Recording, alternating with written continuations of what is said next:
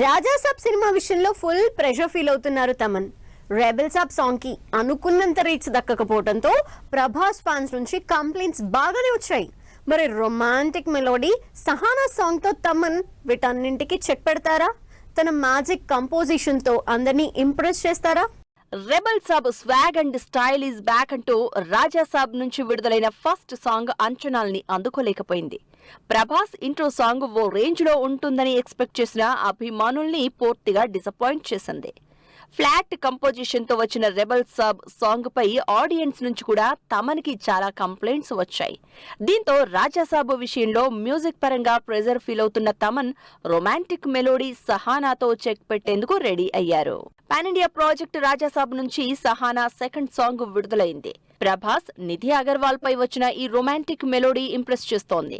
Song లోని Prabhas looks vintage rebel star ని గుర్తు చేస్తుంటే బ్యూటిఫుల్ లొకేషన్స్ లో షూట్ చేసిన ఈ సాంగ్ చాలా కలర్ఫుల్ గా ఉందంటున్నారు ప్రభాస్ అభిమానులు.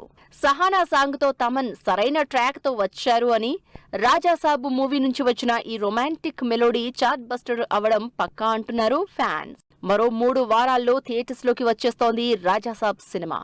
ఆల్రెడీ మొదలైన ఓవర్సీస్ ప్రీసేల్స్ బుకింగ్స్ ఆదరగొడుతున్నాయి.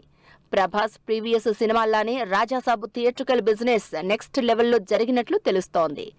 ఏపీ, తెలంగాణలో 160 నుంచి 180 కోట్ల బిజినెస్ చేసిన ప్రభాస్ సినిమా హిందీ, ఓవర్సీస్ కలిపి 340 కోట్లు దాటే ఛాన్స్ ఉందని అంచనా వేస్తున్నారంతా.